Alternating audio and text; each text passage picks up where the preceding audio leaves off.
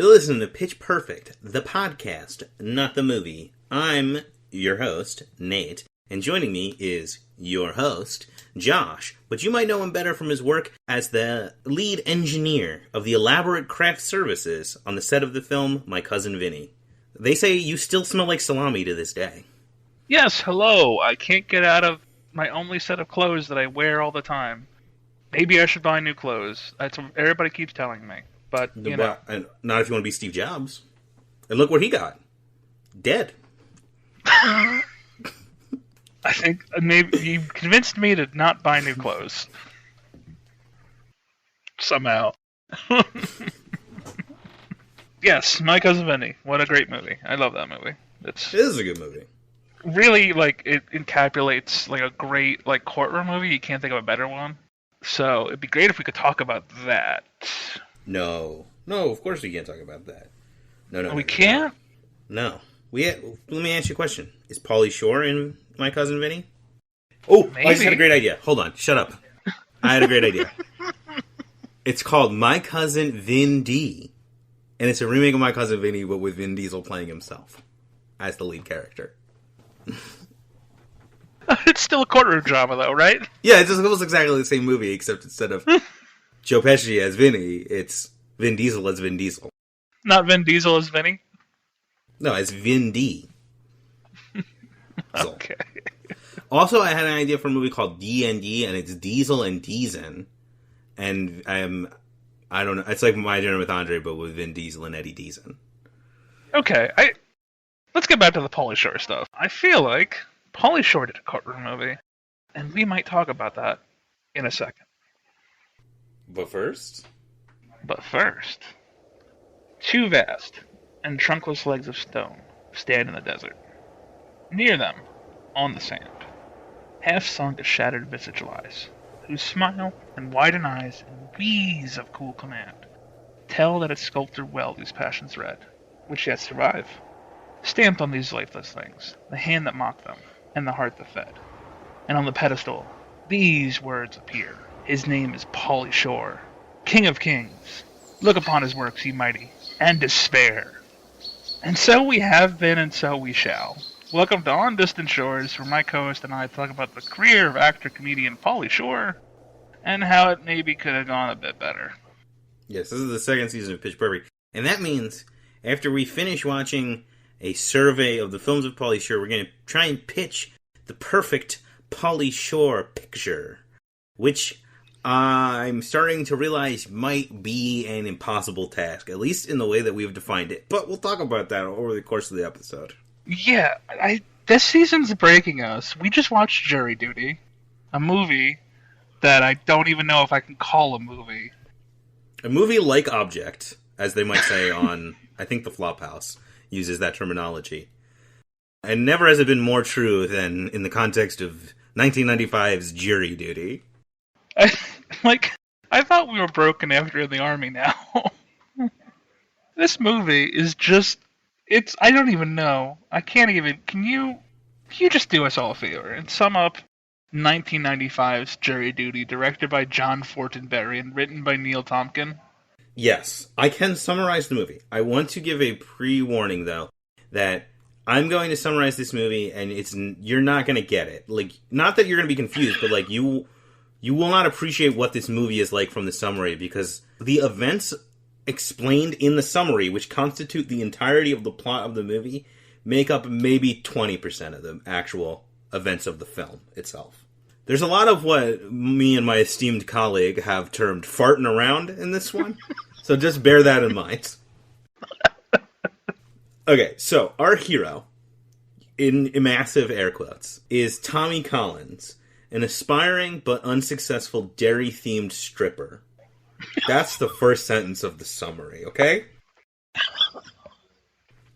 At the tender age of, I think, 30, he is abandoned by his parents and left to fend for himself and his small Jeopardy-obsessed dog, Peanut. That's the second sentence of the summary. Okay, but he does fend for them by getting jury duty. He manages to force his way onto the jury for the trial of Carl Wayne Bishop, an obviously guilty serial killer who targets fast food employees. The other jurors are not important, except for Monica, a woman played by Tia Carrere, who Tommy immediately develops a crush on.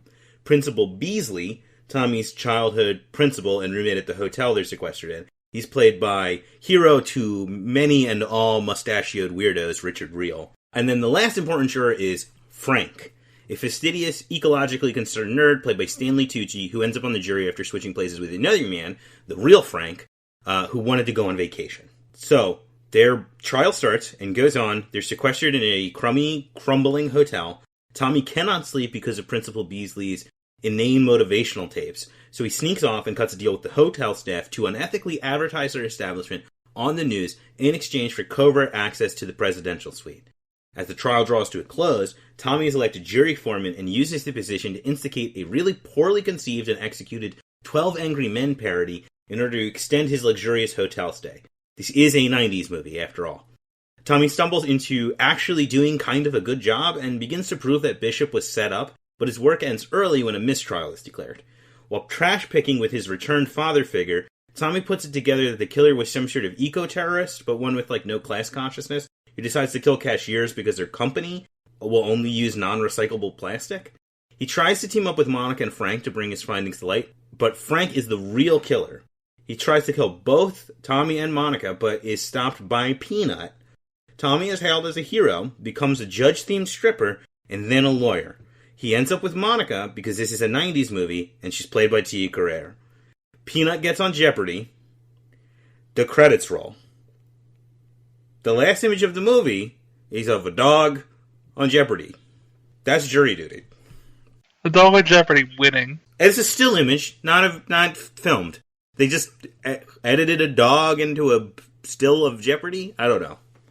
That's jury duty. That's what happens in this movie. And that doesn't even begin to cover what happens in this movie. No, it doesn't. Which we'll talk about. But Jesus, even that sounds insane. It sounds insane. You sound like an insane person that it's come out with a movie that doesn't exist. But no, you're not an insane person. Or maybe you are. You definitely are. But the thing is, you came with a movie that did exist that we watched together. It sounds like I started watching a movie and then fell asleep, and then just, to summarize the movie, just included my dream that I had during the second half of the film. If you approached me pre-watching this movie and was like, this is what jury duty is, I would be like, that can't be right. But I watched it with you, and I'm like, oh, no, it is right. Holy shit. Here's what I thought. Either of us had seen this movie before.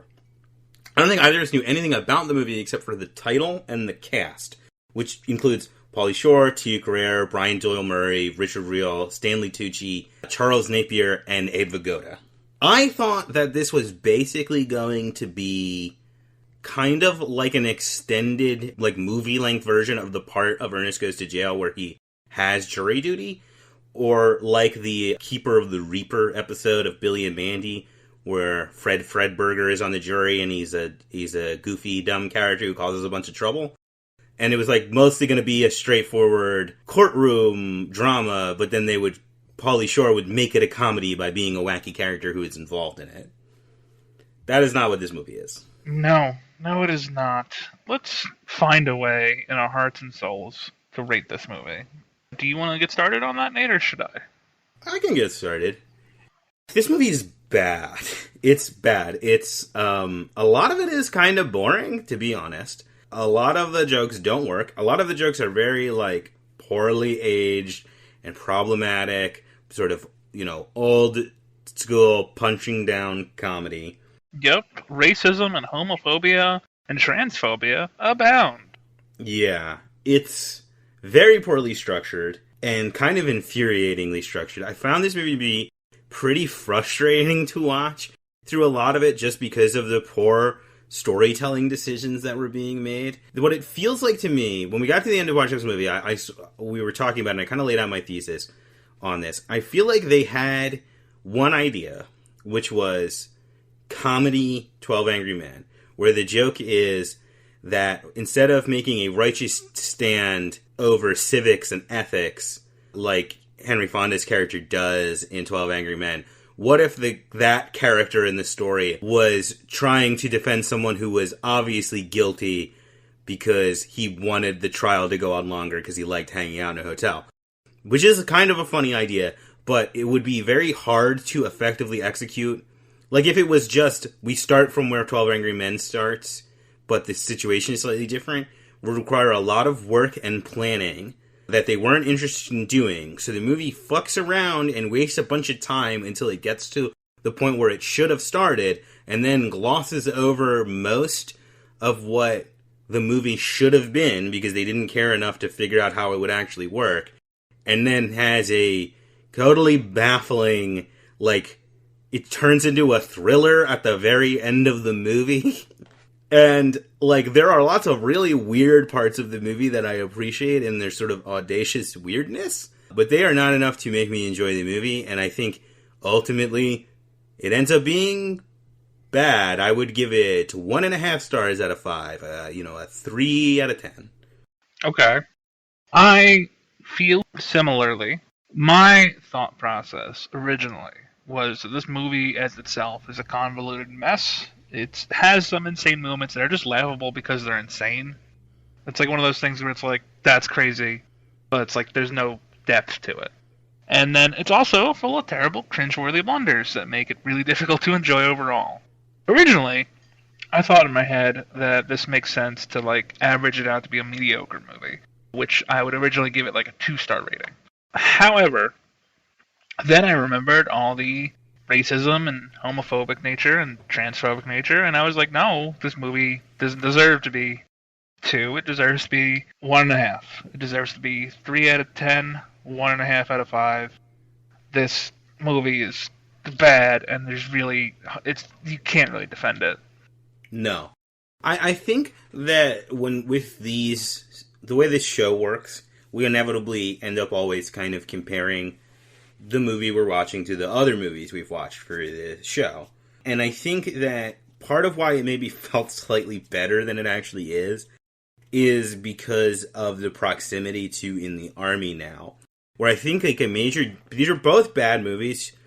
In the Army Now is worse, and this is better than it, and I think part of that is because In the Army Now is a fundamentally gross movie. The movie exists in order to do something bad. This movie is not fundamentally gross, but makes gross choices. For no reason. For no reason, yes. So whereas it's like, it's not coming from a bad seed, but it is a very misguided and ultimately poorly made movie. Yeah. But it's also not military propaganda. So that's a plus. So it looks way better in comparison to something like In the Army Now. It's also significantly less boring than In the Army Now, which helps it. Yeah. But so much of it is just bad that you really can't justify giving it a higher score, I think. At least I can't. I can't either. Like, I can't literally think of a defense to, like, bump it back up to what I was really thinking with the 2 stars. It's just like you come out of a low, right? You come out of the lowest low ever. You come out of the biggest oof of the decade. And then you get back to that, and it's like, well, yeah, anything is better in comparison to In the Army Now. Okay. Do you want to get into high points and low points? Yes. Should we start low or high? I think we should start high. I want to talk a little bit about the idea of a high point. Okay, cool. Let's do that. We struggled in the last episode to find any high points at all.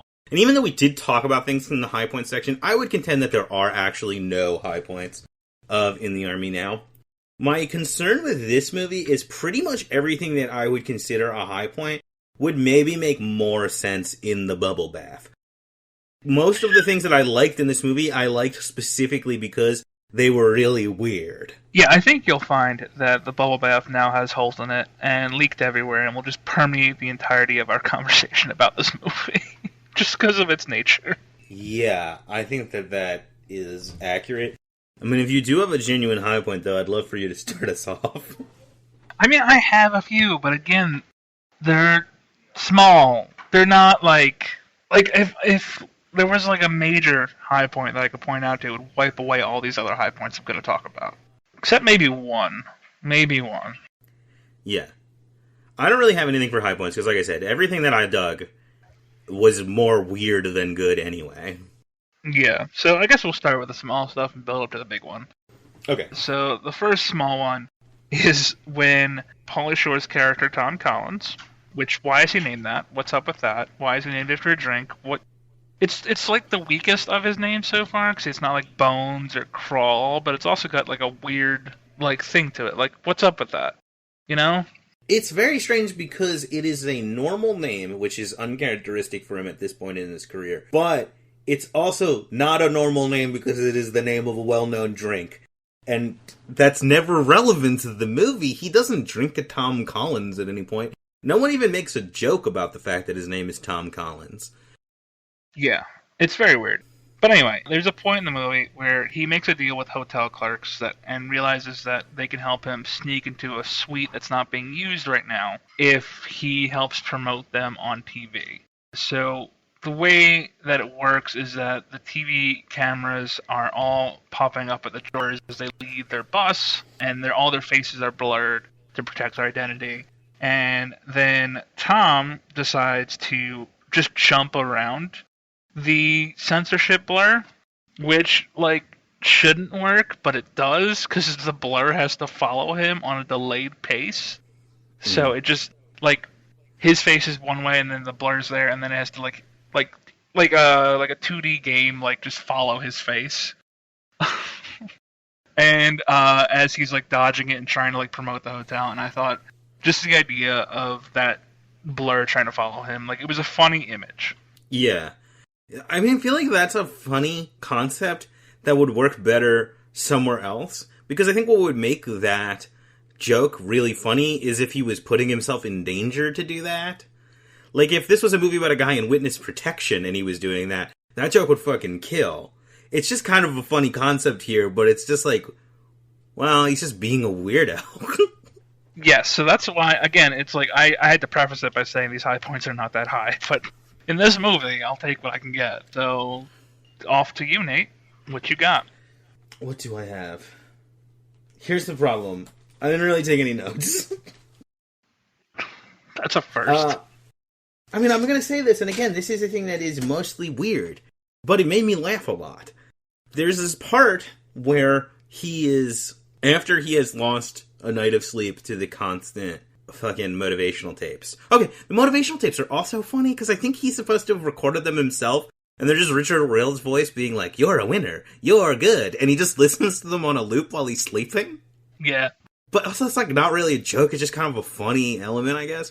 But when he's in the courtroom the day after and he's nodding in and out of sleep, he has this bizarre dream where Richard Reel over like a green screen is surfing, and he's really going at it. He's really giving this fake surfing performance all he's got. And he's like, the prosecutor is this woman, and she's talking and giving her case, and he's mouthing everything she says, but he's smiling this huge smile and pretending to surf over a green screen. And in then his like underwear. in his underwear with a tie on. That's always a funny image. Or it's a very sad image. But then sometimes it's also funny. You know? Things are complicated. That also has a part in that where Brian Doyle Murray, who's like a hot tub salesman, also mouths the prosecutor's words while hang gliding with two bikini babes in a king costume. Yeah, and then it ends with Tia Carrere doing it in supposedly like a sexy and seduction like way, which really the direction given to Tia Carrere was just always have your mouth open and your teeth showing the entire time. It was wild. Yeah, but that part is also, like, I don't know if it's funny, but there's something to the weirdness of that image of she's doing this, like, seductive, like, thing, and the camera is, like, zooming in on her, and she's making, like, bedroom eyes, and then she's just mouthing along with a person describing brutal murders. Yeah. And it's, like, almost Lynchian, in a way. Almost. It's almost Lynchian. It reminded me a lot of an episode of Psych, where they do something similar, where the main character, the main character's name is Sean. The main character is like falling asleep and having a weird dream, but he's also thinking about a case that he's on, and in his weird sitcom fantasy dream, there are occasional moments where the characters in the dream will talk like news reporters and give a news report, which is just the TV that is on in the background entering his mind. And I liked that. This just feels weird as hell. It's extremely, because it just, when it starts happening, you and I like lost it when it started happening, because it starts with the surfing part, and he's like, I can't, describing it is not adequate. His facial expression and the way his physical performance is delightful. He is just giving it his all, and it's amazing. And like this unhinged, like, smile and wide eyes while he pretends to surf, and his mouth is moving, and she's like, and then he stabbed her 12 times. It's just this incredibly bizarre image that I really like, but like, also, it's not a joke. Yeah, no. I love Richard Ree. Like, when he was in this movie, I get kind of excited. I really liked him in Grounded for Life and The Fugitive and a lot of other things that he's in. Office Space? Office Space, for sure. Office Space. But this just, I was never prepared for this, and I don't think I ever could be or ever will be again. Yeah. Okay, cool. My next high point, I don't even know how to give the background of, so I'm going to try, but it might be wrong. But who cares? Okay. Don't watch this movie. This movie's awful. Just listen to this podcast. There's a point during the courtroom scene where they have this doctor on the stand. He's supposed to be like a specialist, and for some reason, I can't remember what the context is, for some reason, he mentioned something about a penis being broken. No, I got you. Okay, thank you. He's talking about possible motivation for the killer. He's psychoanalyzing the killer. Oh, and yes, he that's mentions right. That in part his killings might have been motivated. I think he's specifically talking about when he killed a person at a hot dog restaurant. That it might have been motivated by penis envy. Right. Okay. So when he says penis envy, Pauly Shore's Tom character is in the jury, and he's like, "I'm sorry, what?" And like he's causing a scene. He asks for like them to speak up because he's like saying, "We need to hear everything. We need to know what's going on so we can make a proper judgment." And so he gets him to like play the penis game with him, where he's basically just loudly saying penis until at one point Abe Vigoda, who's the judge, gets upset and gavels down, "Penis, penis, penis." And just, I feel bad for Abe Vigoda that had to happen, because like he's like an esteemed actor, but it was funny in the moment. Yeah, no, it's like one of those things where I'm gonna file that away in my brain for one time. The moment of Abe Vigoda banging a gavel going penis, penis, penis is gonna go in my brain in the same part where I'm gonna store Werner Herzog saying, "I would like to see the baby," and then I could just think about those things when I'm having a tough time, and it'll make me feel better. I would like to see the baby.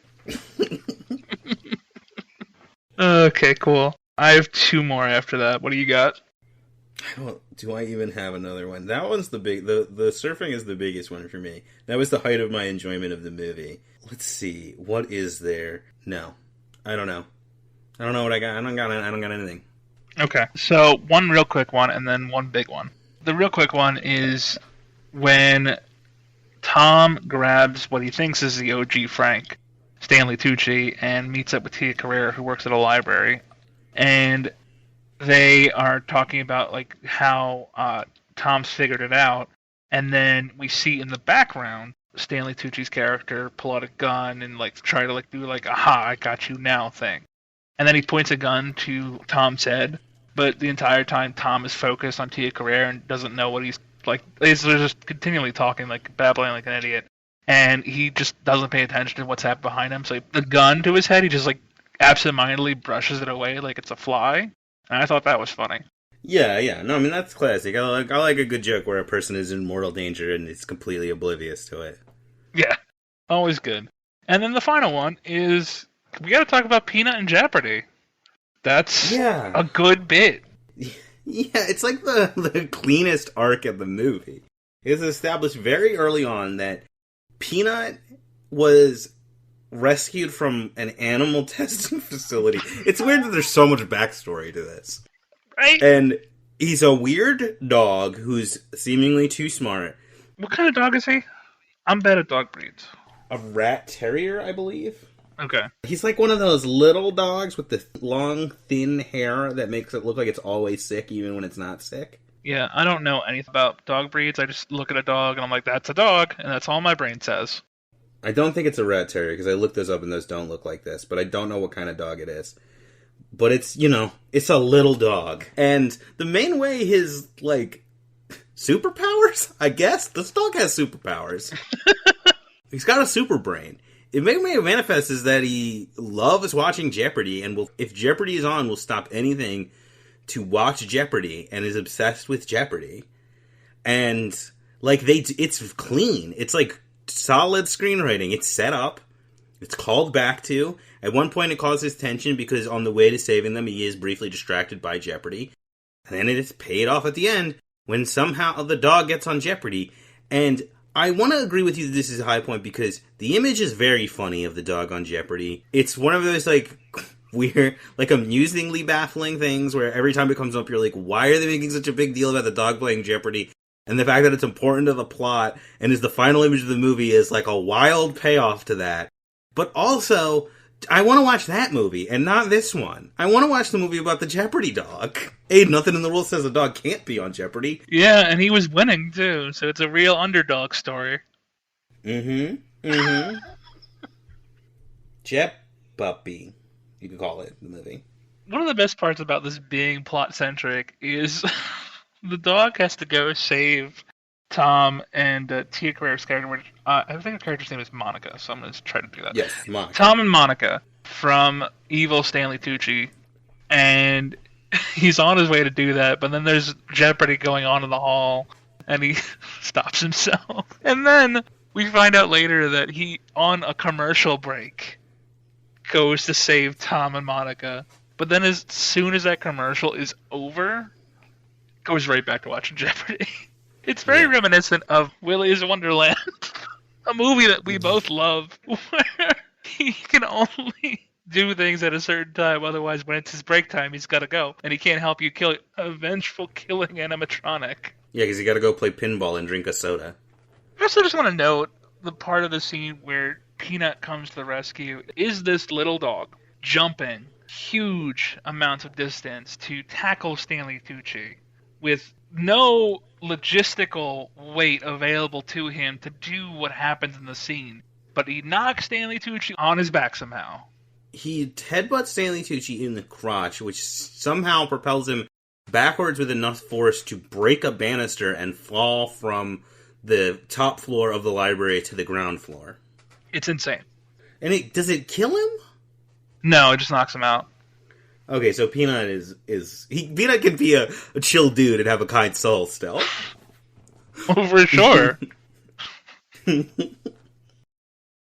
I was strangely confused by the Jeopardy stuff, because that is a weird payback to another Pauly Shore moment in Encino Man.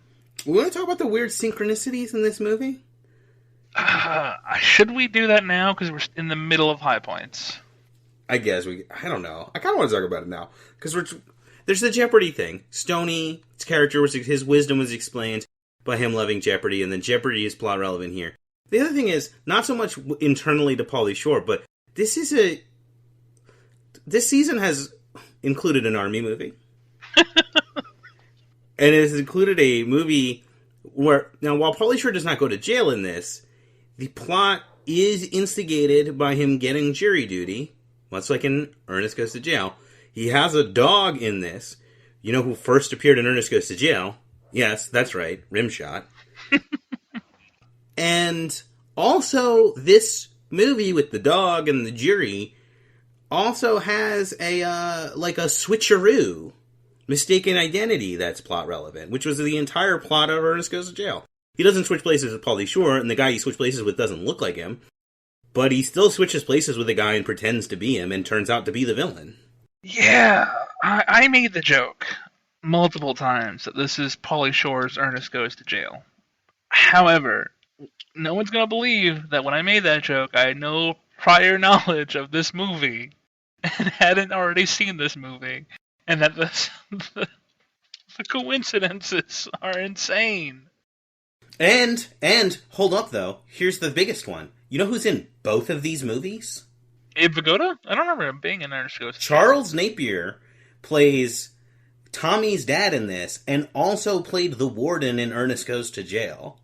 Yeah, weird coincidences. This was not planned. No, very strange. Everything's coming together, and I don't know if that's a good thing or not. What shape are they coming together in? And is it a shape that is a friend shape to us or a foe shape?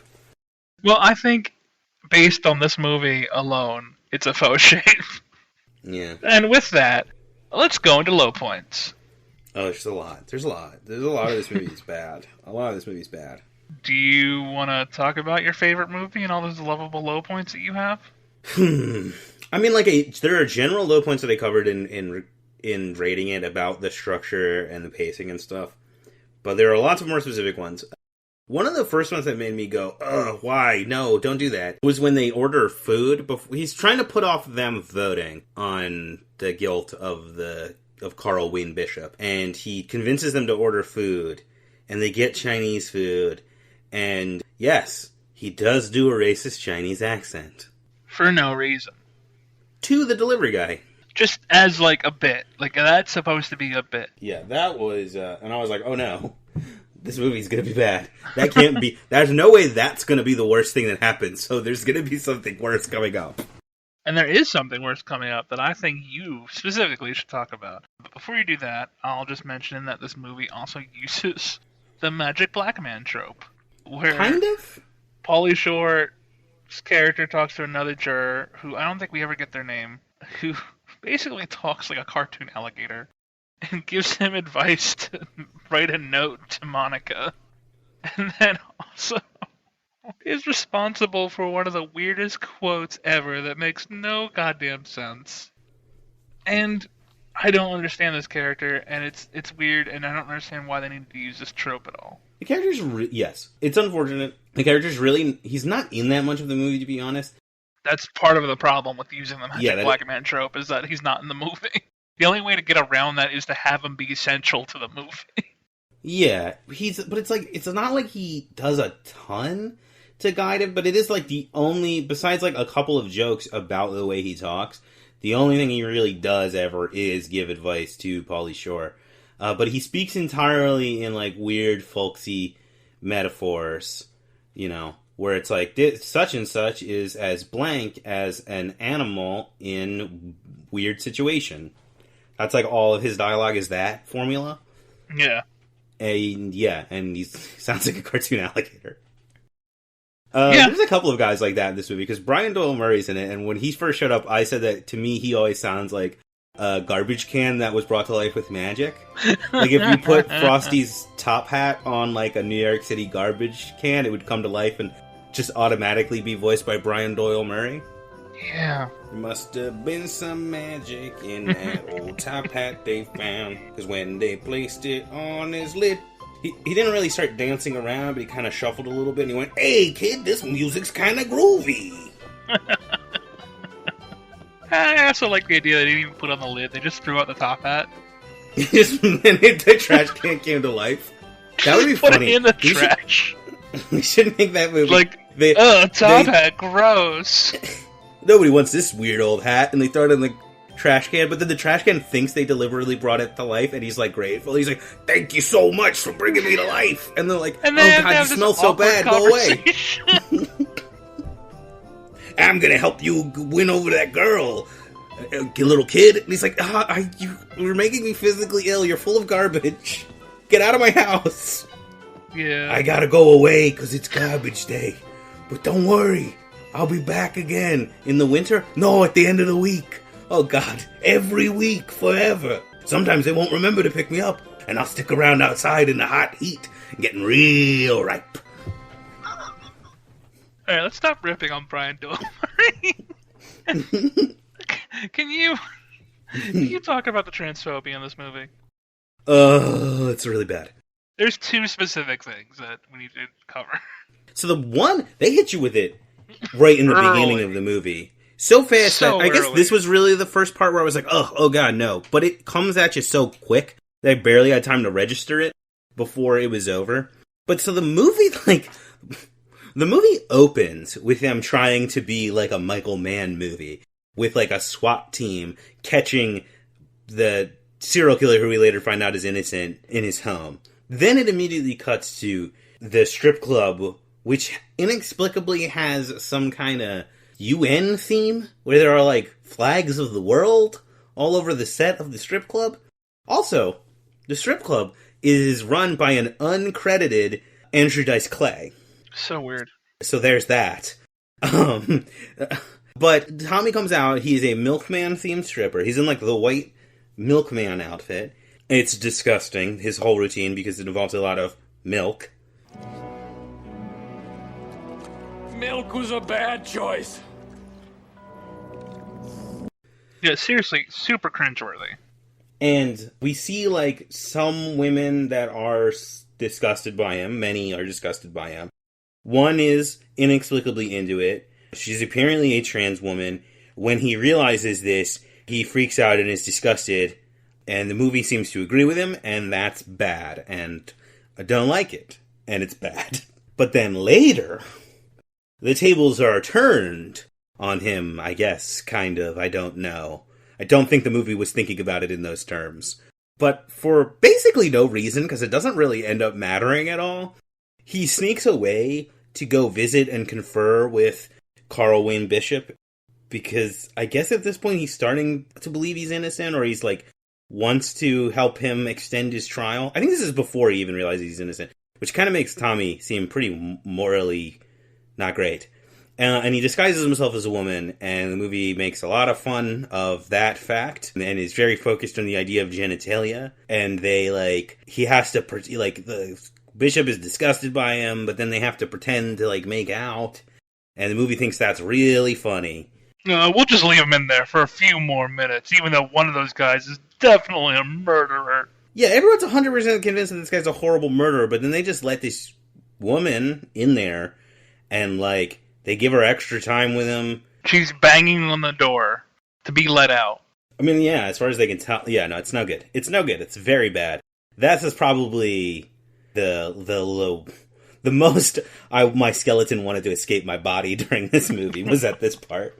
Yeah, I would definitely agree that scene was awful. All of it was awful. I have two small ones, and then that's it for just general low points. So I'll start off by just saying that the plot is predicated on the villain being an environmentalist who just kills cashiers as if that's going to help with anything, because he's upset that they're not using reusable material and they're just using styrofoam instead and creating more trash for the environment. And first off, environmentalism as a villain, while it's like a thing in very popular movies like Ghostbusters and Kingsman, makes me very upset, because that's bad. That's bad. You shouldn't be framing environmentalism like that, because environmentalism is good. It is good. God damn it. Fuck you for doing this to me. It's cool to have a planet that animals can live on, and also people. Yeah, it's cool to be able to live in the world and not have it destroyed by corporations and not be on the side of those corporations. It's hip to breathe air.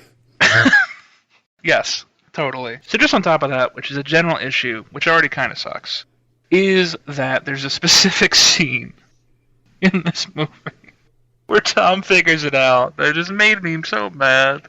Where he's out with his crazy dad collecting the styrofoam to resell to people below the border because they're crazy about it, I guess. I didn't understand that. But when he figures it out, looking at all the styrofoam for all the same fast food companies that were hit by the serial killer, he's like, those psycho environmentalists! As a realization. Yeah, he does say that. And I was upset. The thing is, this is almost close to making, like, a genuinely insightful commentary, because Stanley's Tucci, that's the plural. I want to see that movie. Stanley Tucci's character is played by Stanley Tucci, which means that he is a very, like, erudite, kind of upper crust sort of character. He's kind of like an elitist. He's portrayed as being an intellectual who wears like a tweed blazer and he has nice glasses. Yeah, it's like the version of Smart Ernest from Ernest Goes to School. It's very smart, very big Smart Ernest energy. But there's something they're almost at something there with the idea that this guy is part of the upper class. He's concerned about the environment, and his sense of elitism prevents him from seeing the actual problem and causes him to vent his frustration and anxiety by brutalizing working class people that don't actually have the power to fundamentally change the system in a way that would be helpful. Now, the film doesn't understand any of this. It's not important. It's just that environmentalists are dumb and they will murder the guy that works at the McDonald's. But, like, there's almost something there. Except there isn't at all. It's like, that's a great descriptor for this entire movie. Yeah, so that's a real low point for me. And then I have one more. Do you have any more specific ones? Do you have any more specific ones? I mean, the fact that he ends up with Monica at the end it's a problem we have had with a ton of these movies. It was something that the Ernest movies thankfully mostly avoided, or entirely avoided, where it's just like, his reward for being the main character of the movie, even though he's been nothing but a weird, dumb asshole for the whole thing, is that he gets to get with an unreasonably hot girl who has no good reason. Like, she can like him at the end. They work together to take down the serial killer. If they ended as friends and there was some implication that, like, maybe they'll get together, I would almost be okay with that. But, like, they make out on screen, and it's like, why? Why? Stop. Women are not prizes that you win by doing nothing but being the main character of a movie. It sucks. Yeah, they really took the wrong lesson from Encino Man's Dave. Yeah. It's awful. Yeah, no, that sucks, and it's happened a lot in Tia Carrere's career, and I feel... Yeah. I'm real sad about that, because she deserves better. I wanted to be clear, when I made the joke in the synopsis, and I was like, because she's Tia Carrere, I wasn't a slam on her. That's just a slam on the kind of roles she got. Because she's good. She's a great screen presence. Yeah, but she's been just pigeonholed as this, like, trophy wife for losers. Yeah. At least in Wayne's World they get it. At least that's, like, the joke. That they're not just... This is totally unironic as far as I can tell. Alright, my last one is just... Poor Peanut. A dog which I started to get an affinity for, getting mistreated and abandoned. Yeah, he keeps leaving Peanut in places. Not only that, like, he brings Peanut with him on the jury in a backpack, and during a long-ass jury proceeding, Peanut has to just be in a backpack, and that makes me sad. And then, at one point, as Tom is figuring stuff out and running from location to location, he just straight up abandons Peanut in the middle of friggin' nowhere. Inside of a phone And there booth. was no plot reason for that. Yeah, it would have worked just fine if he had Peanut with him, or if he had left. It would have been funnier if he left Peanut at home, because the joke is that he calls him and he hears him from very far away, and runs really far, and then at the last moment gets distracted by Jeopardy. Which is a perfectly fine joke. But yeah, it's like, why do I have to keep watching a tiny dog get abandoned? They're like in California, there are coyotes around, my mans. And maybe that's part of the joke, but I don't think that this dog might get eaten by coyotes is a particularly funny setup.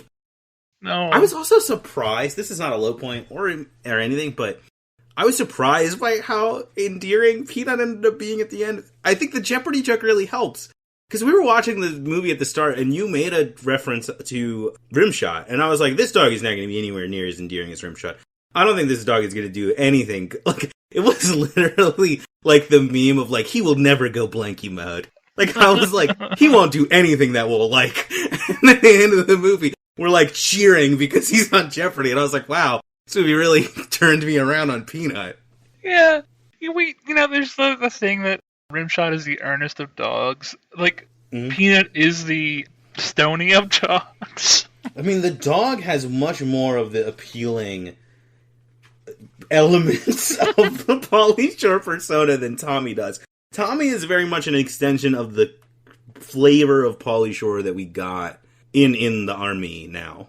Yeah, we'll get into that. Let's finish up high and low points, though. Do you want to pick a high point and then have a battle? Richard Real Surfing is my high point. Okay, my high point is the dog Jeopardy bit. Okay. I mean, you and I, we'll fight to the death over what will be the high point. We need to bring in someone else to help us with this. Do you got anybody? Yeah, we've got acclaimed poet. Can you give me a drum roll? William Carlos Williams. Oh, good. I was wondering what he was doing here. Yeah, he's been writing poems about New Jersey this whole time, but I think he's ready to step in and decide which one of us is the winner. Okay, well, tell us, William Carlos William. Which of the high points should we choose? The dog Jeopardy bit or the Richard Breel surfing?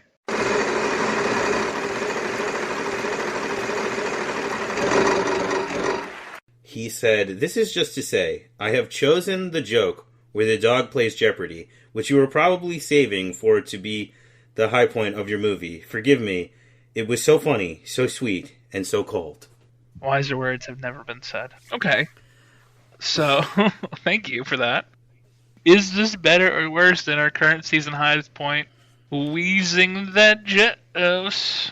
No.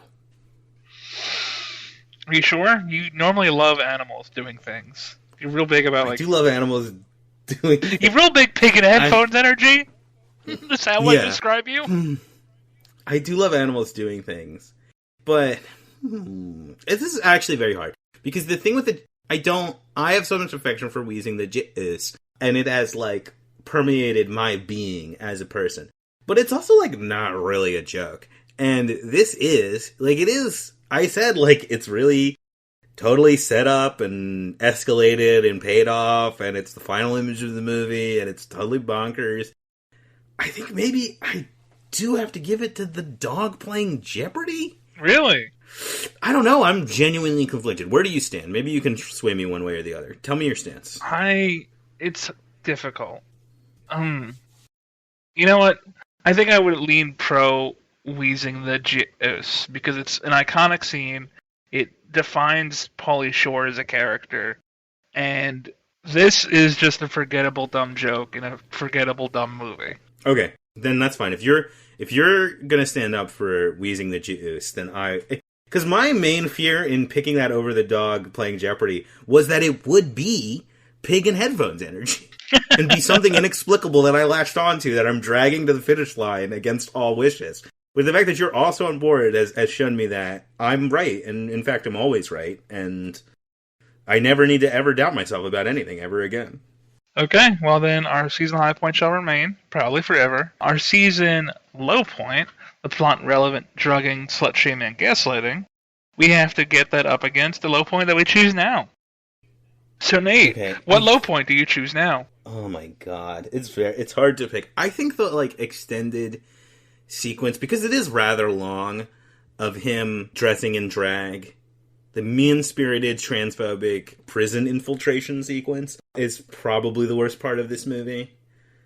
I don't know if anything else. There are a lot, the movie's peppered with bad stuff, but that was the one where I was like, if I was watching this on my own, I'd probably just turn the movie off. 100%. There's no... I mean, I had a lot of things that I was upset with, but they wouldn't have made me just, be done with it. And this scene in particular was the worst, the most grievous. So I have to agree with you that that is the definite low point of this movie. Now, is that worse than plot-relevant drugging, slut-shaming, and gaslighting? Okay, so here's... I don't know. Because part of me wants to be like, well, the existing low point is worse because it is plot-relevant. But then this one isn't plot-relevant because nothing in this movie is plot-relevant, almost, except for the dog watching Jeopardy. And I was like, that is also bad. Does that make it worse? Son-in-Law is a better movie overall. And while when that part happened, we were like, what? Why? Why are they doing that in this movie? But I don't think it was, as cringe-inducing as this. They're both really bad. But I think that the drugging and stuff in Son-in-Law is really misguided. But I think it mostly comes from a, plot mechanic standpoint of them, trying to figure out how to get to the end of the movie and accidentally coming up with something that's more fucked up than they maybe thought it was. But it's not mean-spirited. It's not punching down at anyone. It's just injecting some unnecessarily dark elements into a light comedy. This is mean-spirited and is punching down, and I think that's why it's worse. I agree with you. I also think that we have to involve the hey you argument, where the central character that we're invested in, that we're watching, the Pauly Shore character, he's the one doing this to us. It's not that he's the bad guy doing this to us, it's the protagonist doing this to us. And it's no, that's real bad. So I would agree with you for different reasons, but I think the conjugal visit scene has to take on potential season low point status. And the reason I say potential is because we need to get into essentials and then have a ridiculous argument about whether or not this is a Pauly Shore movie. Good discussion, debate, conversation. I don't think it's going to be an argument. It's never an argument. You know? We're never arguing. I don't know where I'm going with this. Okay. We're friends in real life. That's what we're going with. We're even friends in my dreams. Yeah, we're also friends with Dan in real life. No, we're not. Neither of us have seen that movie. We're always hanging out, putting our head on some pancakes. I don't know what else happens in that movie. No, we have not seen that movie. I don't think we ever will. But we constantly, in real life, make that joke. Mm-hmm. Okay. Let's do essentials. It's so short. It's so crazy how short this is compared to how long the Ernest list was at this point in the season. I know. Because what does this line up with? This lines up with Scared Stupid, right? It'd be Scared Stupid. Yeah, our list was quite much longer at Scared Stupid than this list is. Yeah, I know. But again, we're also just doing a different thing because we're not basing it on the character of Ernest, who's supposed to be a static character throughout a series of films. Yeah. This is a characterism of a actor that is... Yeah, the difference is that this time we made a bad decision and chose to do a thing that actually doesn't make any sense. Yep. Okay, cool. Start us off. Sense of style. General hippie surf punk. Does it happen in this movie? No, we're firmly in the grunge era here. It's ripped up jeans, it's ratty sneakers, it's flannel shirts. His hair is short, which is weird though, because you think if it was grunge, they would still have the longer hair. But he's got short hair, much like in the army now. This aesthetic of Pauly Shore is completely gone in this movie. There's not even any hinting towards it. All right. Like in the army now, he has the long hair in the beginning. A terrible outfit, but he still has long hair. None of that here. Okay. Now, the next one is Jack Sparrow-esque. He's stoned, but sage and smart. Does it exist? No. He's a dumb asshole. Dumb asshole. Okay. Is he a mooch and a freeloader? Yes. Is that a good thing? It's the whole reason the plot happens. He's not that in a really endearing way. Because this is a thing that we have decided that we're going to try to reevaluate, and we've had a bad time trying to reevaluate it. I think we get rid of it. The more I think about it, it's like the movie where the Pauly Shore persona is the most firmly established, and probably also the most likable, as much as we enjoy Stoney in Encino Man, is in Son-in-Law with Crawl. Crawl is kind of like, if we're trying to get at any version of the persona, we're trying to get at the way he is in Son-in-Law. And we talked about it. He's like not really a freeloader in that. He has a sense of personal responsibility, which makes him more endearing. Right. And this character sucks and is entirely motivated by being a freeloader. So I think maybe we just get rid of it. I agree. Okay, next one. Little regard for authority. I guess that's true. He's not in out of any ideological way. He doesn't really make like a stand.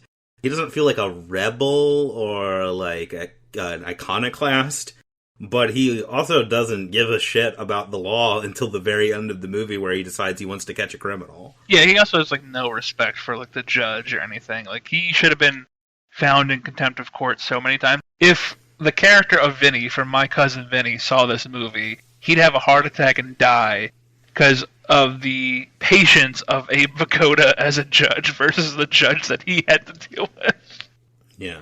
And I don't think the main character of My Cousin Vinny would have a heart attack, but he would probably say something cool like, the thing about a court case, court always wins. That just sounds like a bad movie! And I am now against My Cousin Vinny.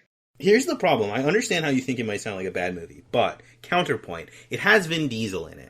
It doesn't mean it's going to be good. But it's... The thing is, I'm looking at a Venn diagram, I'm imagining... A Venn diagram, if you will. A Venn diagram? A Vin Dieselgram, if you will. That I'm imagining in my head. And one circle is Vin Diesel movie, and one circle is bad movie. And when I try to push them together in my mind, I get a splitting headache and start to black out. Are you saying that he has Nicolas Cage syndrome? Yes. I think there is This is not the time and place to have this conversation, but there's a lot of... They're both actors that I love very much. And there's a lot of crossover in the appeal of Mr. Diesel and Mr. Cage. And have they ever been in a movie together? And if not, why? Why does the universe hate me? I don't know. I guess we'll cover that in our Pitch Perfect season, My Cousin Vin D. I'm really going hard into my love for Vin Diesel in this episode. Okay, moving on. Little regard for authority, we'll check that. Is he self-aware? No. Not in the slightest. And it's bad. Like, that would be better. That's more appealing. Yeah. Is he a chill dude? No. No, he's an asshole. Dick, he sucks. He's a whiny asshole. And he's very annoying. Does he like shit? He just like starts destroying shit at a couple points. Like when he shows up at the hotel, he like wads up a paper towel and throws it at the ceiling for no reason. Yeah, literally no reason. Weird. He's low status. He is low status, so that's still, I guess. I mean, this character would be more annoying if he was like rich or important or something. I mean, the plot wouldn't make any sense if that was the case. But he would be more unpalatable. Yeah. Okay. Is he a kind soul? No, he's a dick. I don't know why you need a dumb podcast with two dumb people on it talking about Vin Diesel to tell you this, but you can't have a kind soul if you're a dick. Yeah. Okay. Is he upbeat? Not really. I mean, he's not as negative a character as Bones, but like he's not upbeat. He's pretty neutral. Okay. Does he have an infectious charm or personality? And if not, should we consider removing this off the list? No, I don't think we should consider removing it, because it is a big part of what we liked about the movies that we liked. But it is not true for this. It's not true in that he is not charming to us, the viewer. And it's also not true in that he doesn't, like, affect the people around him the way that Stoney and specifically Crawl do. So it's just double not true, but it's also, like, I don't know. I liked that. So, like, I'm willing to keep it on probation, but it feels more essential to me than the Mooch stuff did. Okay. Let's keep that on probation for now. I'm agreeing with you, but, I mean, we've had 2 movies in a row where it's not a thing. And I'm wondering if that's, like, I don't know. The next thing is Outsider. Not really. Kind of. No. I mean, he's an outsider in that the rest of the jurors are ostensibly supposed to be normal people, and he's a weird comedy character that doesn't make any sense and just shows up and, like, flumbles around, like, being a dick and smashing stuff. But it's not like he's not like a fish out of water. Or a duck in a jacuzzi? Yeah, he's not a duck in a jacuzzi. But he's not like a misfit like he is in Encino Man, and he's not literally an outsider like he is in Son-in-Law. This is one I might be considering okay with removing, but I think if we are making a movie where it is Pauly Shore in the kind of weasel persona that we like, having him be an outsider really helps establish a plot for that kind of movie. Mm-hmm. But I could see it being a thing we remove and just kind of keep in mind as a thing that works. The same way where we didn't really have, like, genre parody as an essential on our Ernest list, but it was a thing that we were always thinking about in terms of coming up with an Ernest movie. Right. Does that make sense? Yeah. So do you think we should put it on probation or just take it off the list? Let's put it on probation. But I feel like it's going to end up going off of the list. Okay. Now we have Weasel-isms. Is just method of speaking, which doesn't happen in this movie. He doesn't say nugs, he doesn't say crusty, he doesn't say buddy, like once. None of those things. Okay, this is true. And it really wasn't that much in the Army now. I would suggest that we keep this for now, because I have a feeling it's going to come back in the next movie. And then we can talk about it then. But it's not here, and, like, honestly, his character probably would have been more likable if... I don't know. I'm of two minds of this. On one hand, I think his character maybe would have been more likable if he did do more of those. But on the other hand, I wonder if this character being such a selfish dick, and then also talking like that, might have made us hate the Weasel-isms, which would have been bad. Right. So, now that we've established that, I think we've only hit 2 out of our 11 essentials. Mm-hmm. And then, counting the Mooch Freeloader, that's 3. But, you know, we took that off. So, we have to ask ourselves, because it doesn't hit, like, barely any of these essentials, is this a Pauly Shore movie? And the way I want to start off this conversation is that we decided that because like none of the essentials were hit, and Pauly Shore was just playing some kind of weird asshole in the Army Now that in the Army Now was not a Pauly Shore movie. In this movie, it kind of continues that weird asshole version of Pauly Shore's character, where he's grungy, dumb, he's a mooch and a freeloader, he's not at all self-aware, he's just whiny and annoying and a dick, and he just starts out low status, remains low status by the end, but also somehow gets the girl. Yeah, there seems like we were maybe learning that there are two eras, and we had started this podcast under the assumption that the first era continued much longer than it actually did. Yeah. Because it does seem to be a cutoff point. We've gotten 2 movies in a row where what I was when I introed the season in the first episode and I talked about him having a consistent comedic persona, I was talking about what we have come to refer to as the Weasel. And he has been deeply unweaselly in 2 movies.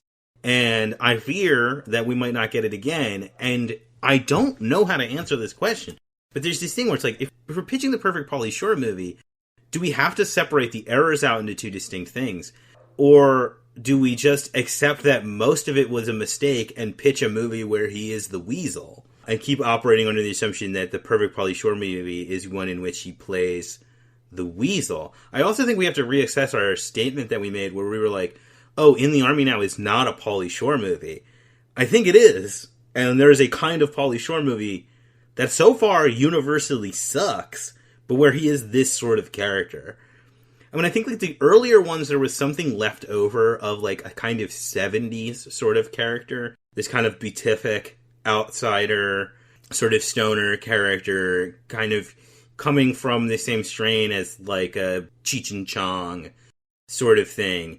And now he's like fully, in these last 2 movies, fully moved into this more 90s style of comedy, you know, done better by somebody like Jim Carrey, but that kind of like Dumb and Dumber, sort of just like most of the humor comes from the character being annoying or gross, rather than being kind of weird and spacey. So I don't know where we stand. I feel like, again, like I said with the Weaselisms things, I think Biodome might be an important inflection point here. Because my memory of Biodome is that it is closer to the Weasel era. And that might help us with perspective. But I really don't know. I know that I'm going to be inclined to, when the time comes and the cards are on the table. That doesn't really work with what I'm trying to say. You know, when time comes and we're at the season finale, I'm going to want to pitch a movie where he's Weasley. But I can't help but wonder if that is kind of dishonest. If most of the movies are not that, then maybe we should... But then all those movies are bad, and it's like, we're trying to pitch the perfect version of a kind of bad movie? Like, is it more noble for us to try and see what was appealing to people about this style of movie and create the good version? Or is it more noble to embrace the purity of the Weasel and try and pitch the perfect Weasel movie? I mean, that's something we're definitely going to have to come to terms with at some point. I don't think we have to do it now. I don't think we have enough information now to really make any calls on that. We definitely have to finish the season first off. And we also, we haven't seen Biodome yet. That's next on the list. That's going to be a big factor. I don't know if the other 2 that we have on our list, which is Pauly Shore is dead and Pauly Shore's adopted, if they're going to be any factor to any which way. They might be a completely new era. I don't know yet. I haven't seen any of these films yet. I have an idea that I don't know if it's good or not. Okay. Do you want to start a Dark Essentials list? I was literally thinking the same. Where we put, weird asshole on it. And develop what is essential for this kind of Pauly Shore character. And maybe we pit them together and try to figure out which one we want to go with. Or maybe we try and synthesize those lists later. But I'm wondering if maybe we need a secondary essentials list for this second era of Pauly Shore. I think that's a good idea. We might abandon it, immediately. But I think for this episode, it'll help us retain some sort of focus. And just to have that in our back pocket in case we decide later on that we need to find some sort of conglomerate of weird asshole era versus Weasel era. So, sure. Let's do that. So we went through the Weasel essentials, right? Let's create the grungy asshole essentials. Okay. So both of these movies are based on the character being in financial straits and coming up with a scheme to make money. So, or at least to get lodging or whatever. But, like, they're both about an unemployed guy coming up with this scheme. And they're also both involve the character coming up against or integrating into, you know, like, established national institutions. Court system and the army. I don't know how we word these, but this is what I'm... So, how would we word that? Do you agree with me that, like, this seems like it might be essential to this style of movie? I agree with you. So, I think first... I think it needs to be, like, a get-rich-quick scheme. But I don't think that's really it, though. He's not trying to get rich. I think... Get by quick? Get by quick scheme. That might... I mean, to be honest, that sounds like a thing we would write in Essentials. So that's on brand for Pitch Perfect. So I think get by quick scheme is good. Something to help him live his life with minimal effort. Yes. Slacker, I think is probably the thing that goes on the list. These characters are slackers. Well, also like Mooch Freeloader, so I'm definitely gonna... No, but I'm saying they're slacker in a more specific sense. Slacker as an archetype that came to existence in and had its heyday in the 90s. They are a capital S slacker. 90s slacker. Okay. I mean, I feel like little regard for authority definitely still fits in here. Yeah, but not rebellious. Right. Because he's a slacker. But also willing to work with authority. Little regard for authority, but also willing to work with authority. I don't... It's like, even at just trying to outline the essentials, I'm already like, well, I hate this character.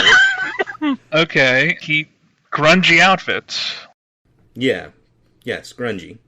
Not stylish. Not really hip, per se. But grungy. Okay. But again, like, capital G, grungy, because it is the grunge style. Typified by grunge music. Okay. He's a dumb asshole. Yeah, dumb, chaotic asshole. Slave to his own whims. Yeah, horny. Horny slave to his own whims. Great. Oh, no, you know what? No, horny's going to be separate. Horny's going to be super separate. Like, I was offering it up as a separate thing. Unbelievably horny. Because there's a scene in this movie in particular where you see... There's two scenes in this movie in particular which are insane. I'm just going to talk about one of them. Where he sees the, like, marble design, like, outline of the Lady of Justice, and he's, like, licking his lips over her.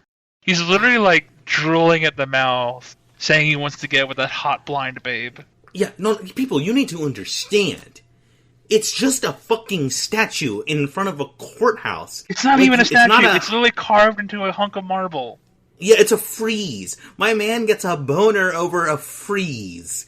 That might not be the right word. I might not know what a frieze is. But, like... They didn't make a new one. Like, it was there on the location. They didn't make, like, a particular, like, horny, hot carving where she's in a tight-fitting robe. It's just the normal-ass Lady Justice carving, and he is paralyzed with horniness on the street, in public, in front of other people. And we're watching this, and I'm like, what the fuck is this movie? Why? Have these people ever seen or interacted with a human being? It's wild. It is so wild. Okay. He has to not be self-aware. No. Completely unself-aware. And selfish. I mean, I don't know if we've already covered that or not, but he is selfish.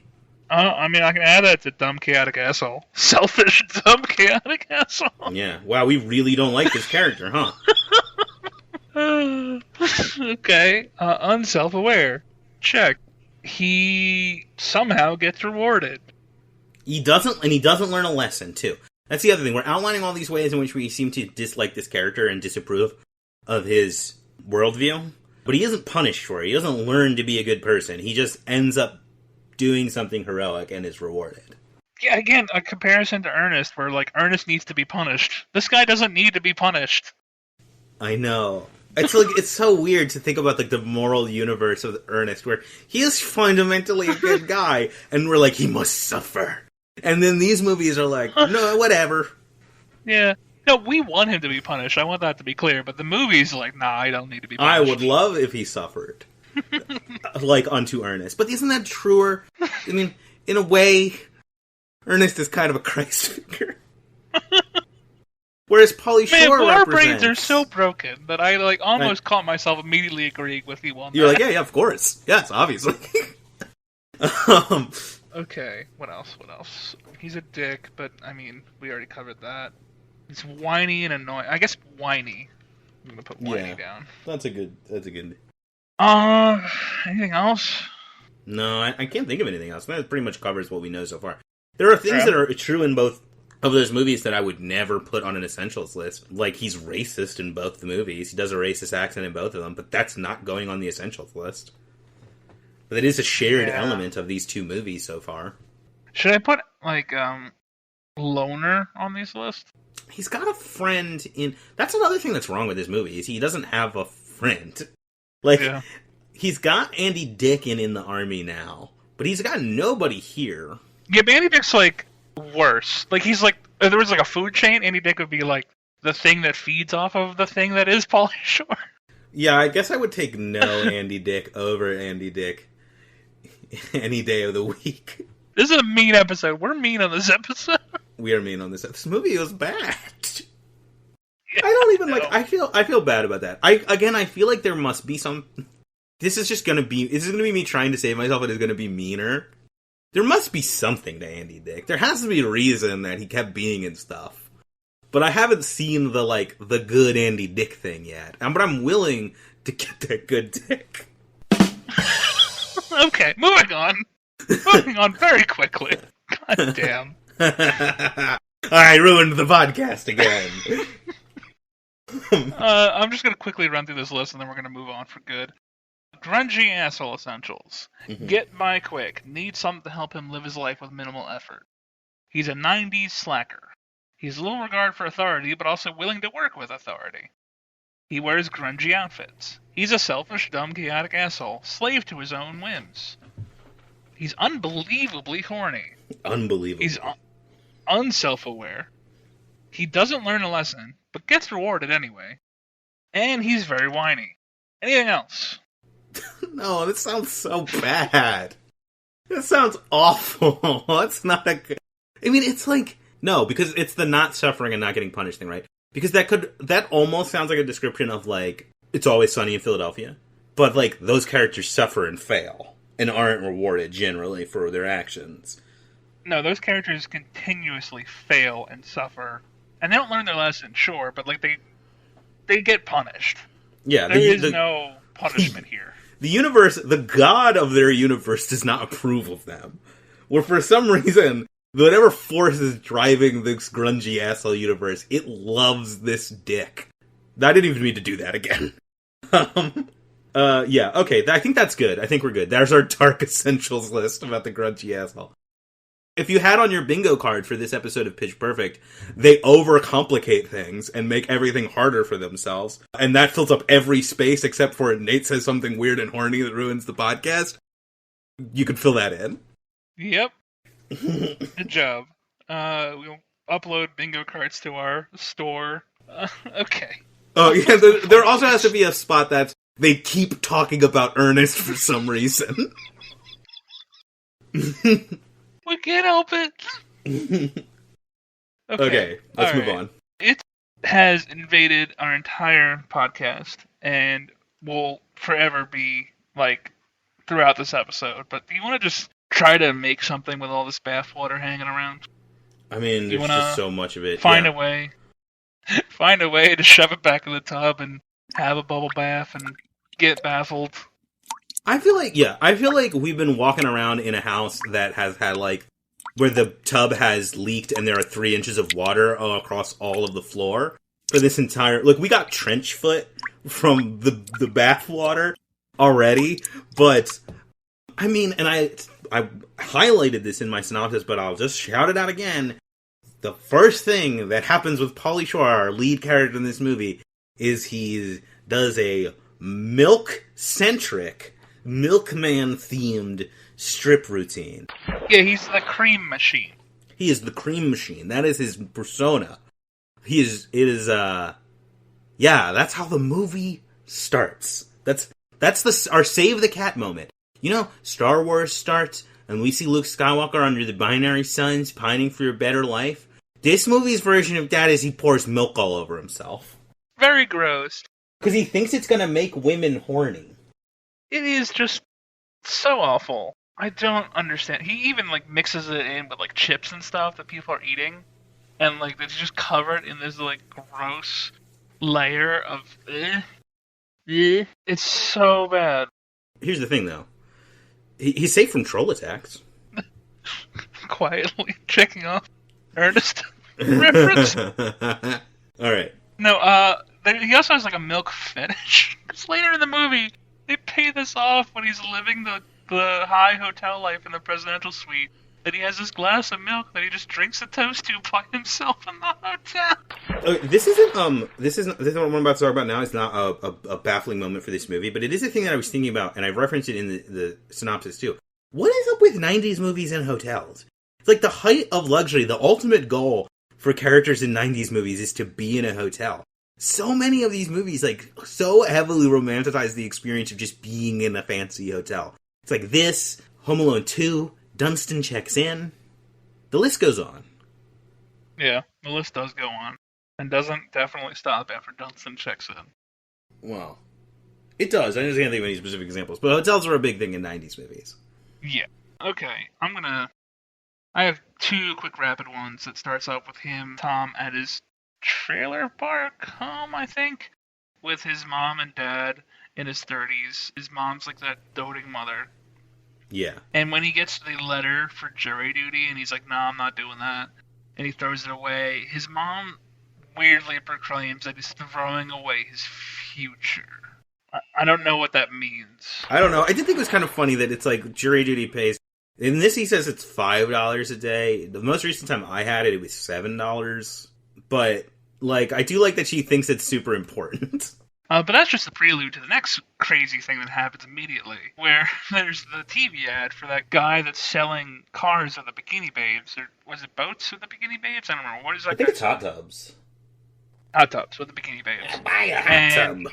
And for some reason that no one could ever parse out, Tom is like, hey, Ma, look, safe sex. And then he just fondles the Bikini Babes through the TV and literally, like, tries to make out with his own TV. In front of his mother. I lost it. I didn't understand it. Nothing about that made sense to me. Unreasonably horny. Speaking of television, here's a big one. This movie has a cameo from Dick Vitale, who, you know, all-time great funny name, really up there with Dick Butkus, also. And Dick Wolf, one of the all-time great dicks. I didn't mean to do that again. Stop it. Stop it. You're unbelievably horny. I know, I'm the grungy. I've been the grungy asshole this whole time. And now I'm gonna go to Wall Street or something. I don't know what the plot. We'll figure it out. Gordon, gecko your ass back in here and finish this goddamn bubble bath. Dick Vitale is a cameo. He is the host of some non-existent show where in this universe he, in the manner of recapping sports highlights, excitedly recaps the events of the trial leading up to this point. And then at the end, his head explodes into confetti. Like, it's already confusing when Dick Vitale shows up and starts shouting at us through the TV screen in the movie about what we just saw in the movie. And then he pauses for a second, becomes a mannequin, and his head explodes into confetti. First off, it feels like, you know, when you go on, like, YouTube and you, like, speed up the time on a video where it's, like, 1.25 or 1.5. It feels like you did that just for this scene in particular, because he just talks incredibly fast. Yeah. Secondly, this scene has no relation to anything around it. It is literally just an insert, and then it's never referenced or heard from again. Nothing about him repeating that and his head exploding ever matters for the rest of the movie. No, it does not. It is so wild. Yeah. It's weird. It's weird to see him in a movie that's not about basketball.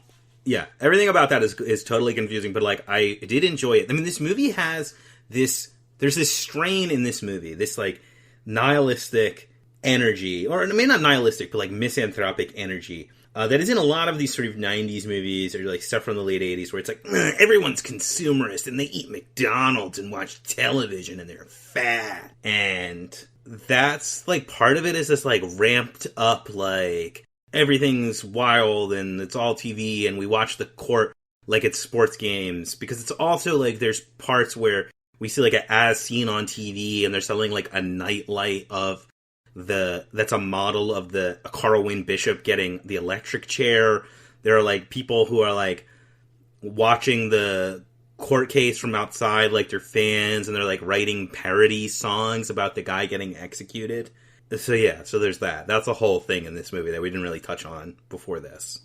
Yeah, that was also on my list. Just the pro-death penalty folk song that happens in front of the courthouse and that nightlight where you can watch him fry. It's awful. It's awful. Okay, I want to establish something that doesn't exist in real life. I mean, I haven't had jury duty, but I know for a fact that as soon as you enter a courtroom and are prepared to be on jury and like do like the examination to make sure that you're right for the jury, they don't immediately say, all right, this is exactly how long this will take. Yeah, there's a long sequence where he tries to get into multiple trials, and every time the judge announces like the runtime of the trial, like you're looking up a movie on IMDb. This trial will take 1 day. This trial will take 30 seconds. This trial will take 9 hours. This trial will take 17 months. That's the one. I want the 17 months one. Our character is dumb, so he can't figure out how long a trial is by hearing what it's going to be, so they have to have the judge announce it to him like it's something that they would already know. Yeah, that is extremely baffling. I mean, I guess it makes sense in the movie, but just like, it's so unrealistic. Yeah. There's another scene after that where they have like this typically used scene of like reporters outside of the courtroom talking about what's going on. And they have like the different reporters for different news stations doing like different languages, like the Spanish reporter and the Japanese reporter, etc. and so forth. But particularly in this movie, they have, I think it was the Spanish reporter. The only English word he says that we can make out is tuna salad. Yeah, they keep talking about tuna salad. I mean, it might have been something we missed when they were talking in the court trial, but like, there's a part of the movie where it's just like, people just keep bringing up tuna salad, and I don't understand it. And I guess they just think that the word tuna salad is inherently funny. Yeah, I just was so confused by that. I'm like, why tuna salad? What does that mean? They call me tuna salad.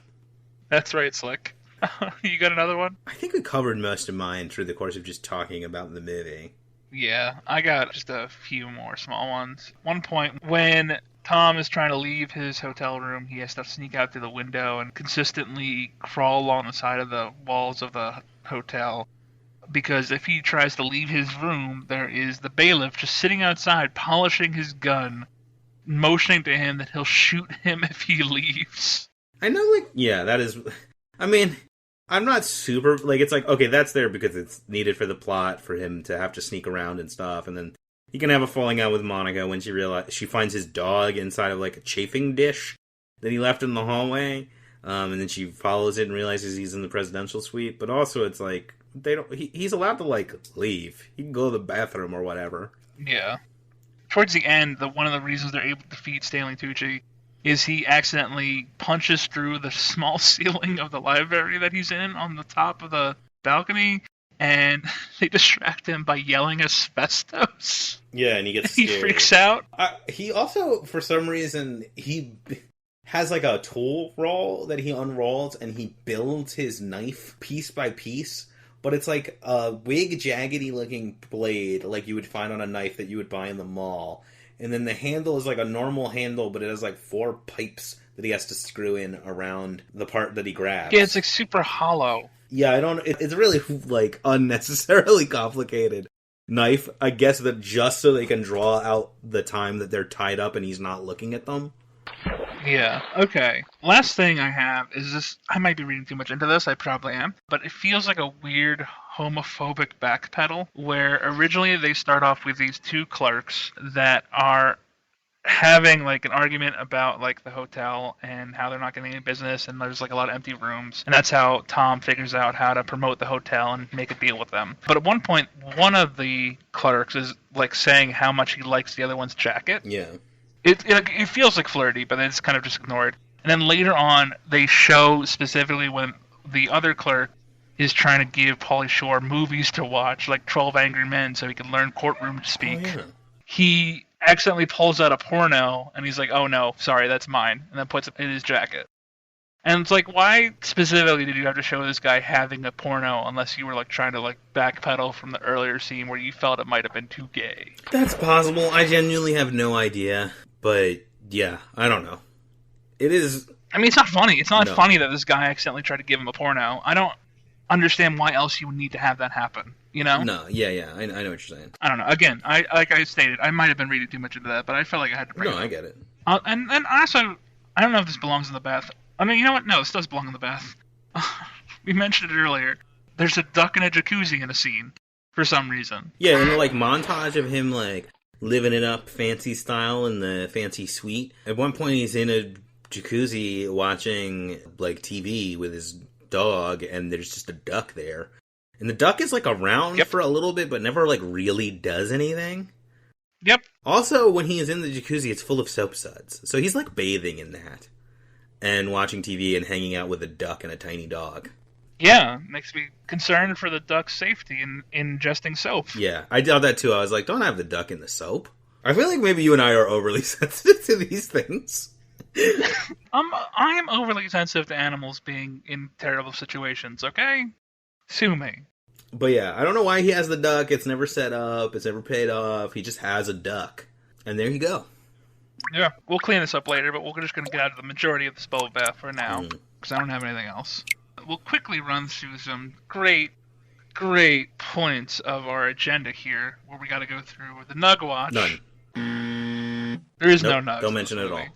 So check that off. The timeline, which there is no timeline in this movie because our good old buddy Link doesn't show up, and we've already decided we're going to abandon that last episode. So forget that. We're not doing that. The fact that Link shows up in the army now is going to destroy me by the end of this season. I will have lost my mind. It's the last time we see him, right? So we don't see it. We're not going to see him after this, I assume. So in universe, if there is a timeline, it implies that Link dies in the army now. Or here's my theory: Link is tracing the weasel infection, but when it gets to Bones, it mutates into this grungy asshole infection that is much less infectious and does not bear much, if any, resemblance to the weasel infection. So when Link sees him while undercover as a soldier, but not actually a soldier, and in the army now, he understands that the weasel has passed on, and this thing that remains might be an echo of it, but is its own thing, and he has no responsibility towards it and abandons his quest of tracking it. Yes, and I know what our listeners are thinking. We're insane. We're insane. We're dumb. We're insane. And you know what? We recognize and acknowledge that, and we're just going to move on. Okay. Okay, cool. Do you have anything else before we quickly run through Quote Corner? No, I don't have anything else. Let's do it. Okay. Quote Corner. Do you have any quotes? No, I'm not going to let any of the script of this movie be inside my brain. I will. Starts off with Pauly Shore. Tom's talking to his cousin, who is a Russian mob boss for the strip club that he was at. Well, he's Italian. Italian, I'm sorry. And we get him saying, personality. My left nut has more personality. He does say that. I believe he says that, and it's subtitled. He says it in Italian, and it's subtitled. Yeah. We also have the note that Tom tries to give to Monica during court, but accidentally flings it at the guy that's being on trial. And the note says, you are the sexiest character I've ever seen. Let's sauna. Mm-hmm. Let's sauna. Just, like, top of the line. Best pickup line ever. Do you think he would bring the duck in the sauna? That's why. He was like, I have this duck. It needs to come with us.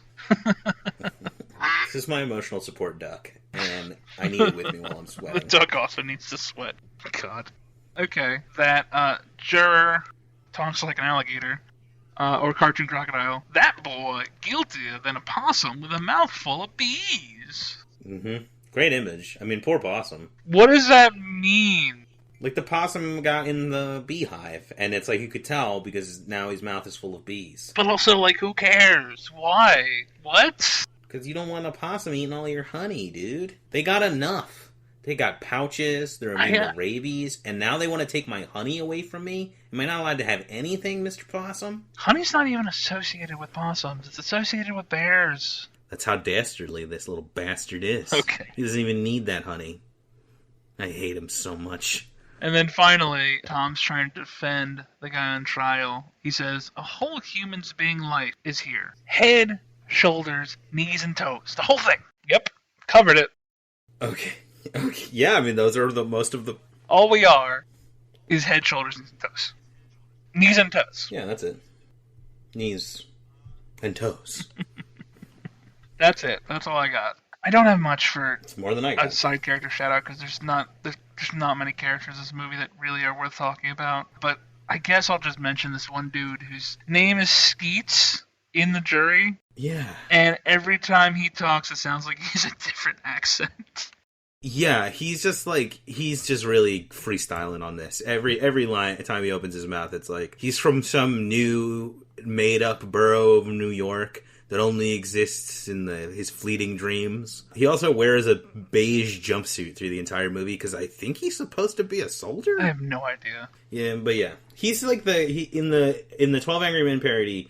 He's like I think it's George Scott character, like the really aggressive guy who disagrees with him and most vehemently. In this movie, he's barely a character. No, nobody's really a character. Even our main character is barely a character. Yep, which is why a side character shout-out doesn't happen here. Okay, cool. That's all I got, man. Do you got anything else? No, I think that's it. This movie was trying. It forced us to open our minds and expand our conception of this show. I have a horrible sinking feeling that the next episode will blast apart everything we decided in this episode, and all of this discussion and recalibration will have been for nothing. But I mean, that's Pitch Perfect, man. That's it at its core. It is a Sisyphusian effort to do something that no one asked for that doesn't make any sense. That's right. Thanks for listening. So where do we go to from here, Nate? We're gonna cause some trouble in that bubble. Yeah? Oh no. Biodome, baby. B-I-O, Dome. This I'm actually looking forward to. I think, I haven't seen this movie, but I've heard that this is, very Pauly Shore Weasel movie. So... A lot of people hold this up as, peak Pauly Shore. Besides for Encino Man, it seems to be the one that people kind of say is the archetypal Pauly Shore movie. I haven't seen it in a really long time and remember very little of the specifics of it. But it is a movie that I saw as a kid and did enjoy, but also I was a child and was dumber than I am now. But we'll see it also very early in terms of their career. Tenacious D cameo, which we get to look forward to. All right, then. Well, hopefully that movie will, unlike the past two, blow us away. So, with that, I think we have to say that nothing beside remains. Round the decay of that colossal wreck, boundless and bare, alone and level sands stretch far away. Buddy? Bottom line is, man, just love one another, peace and stuff, alright? Word to the wind, Ace up. I'm out of here.